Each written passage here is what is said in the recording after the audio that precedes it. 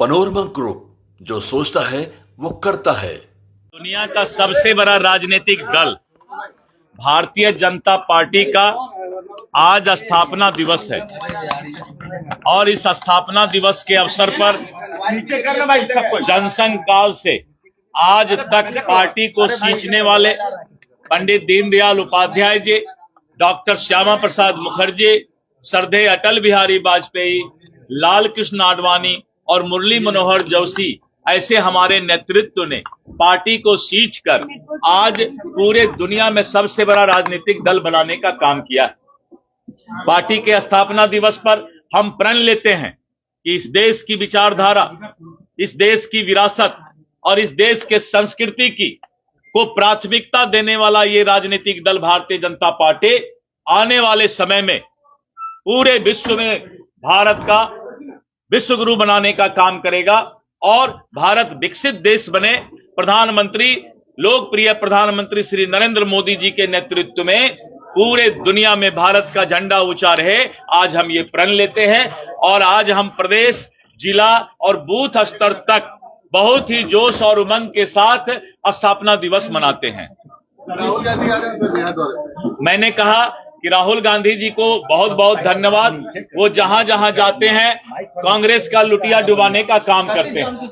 वो मध्य प्रदेश गए, वो छत्तीसगढ़ गए जो अभी चुनाव हुआ कुछ दिन पहले, हरियाणा गए, महाराष्ट्र गए, राजस्थान गए, दिल्ली गए, सभी जगह उन्होंने कांग्रेस का लुटिया डुबा दिया, कांग्रेस को डुबोने का काम किया। आप जानते हैं कि बिहार में गया भी है जहां मोक्ष की प्राप्ति होती है, तो अब अंतिम में वो बिहार आ रहे हैं और कांग्रेस को गया होते हुए फिर वो दिल्ली लौटेंगे। बहुत बहुत धन्यवाद। तेजस्वी यादव ने कहा है कि वक्त संशोधन बिल जो है उसको हमारी सरकार संविधान में डाल देने के बाद देखिए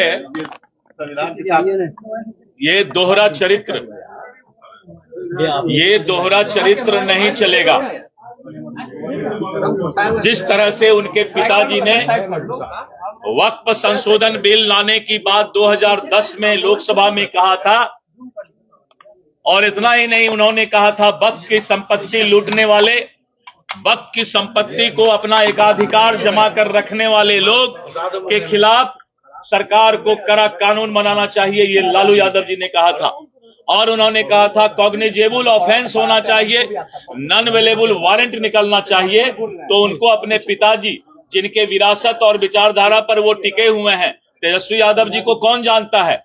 अगर कोई जानता है तो श्रद्धेय लालू प्रसाद यादव जी को जानता है, और उन्हीं के द्वारा चांदी का चम्मच लेकर वो राजनीति करते हैं। इसलिए अपने पिताजी, पूज्य पिताजी से उनको पूछना चाहिए कि आखिर उन्होंने 2010 में जो लोकसभा में भाषण दिया था उसके पीछे उनका क्या कारण था। आज हमने एनडीए के जो घटक दल है, जनता दल यू, लोजपा, सभी पार्टी जो भी सुझाव इसमें दिया, उस सुझाव को अकलियत और मुसलमान भाइयों के पक्ष में वक्फ बोर्ड में हम लोगों ने शामिल करने का काम किया।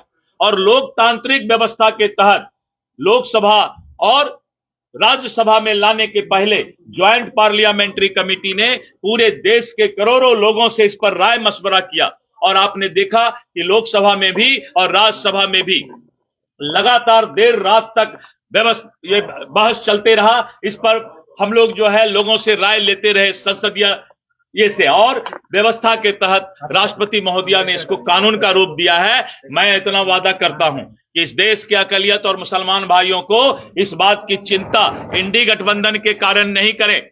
वक्त पर मुसलमानों का ही अधिकार होगा, अकलियत भाइयों का ही अधिकार होगा, और उनके अनुसार ही वक्त पर चलेगा। सिर्फ इतना ही है कि वक्त का संपत्ति कोई लूटे नहीं, इस बात की चिंता की जा रही है।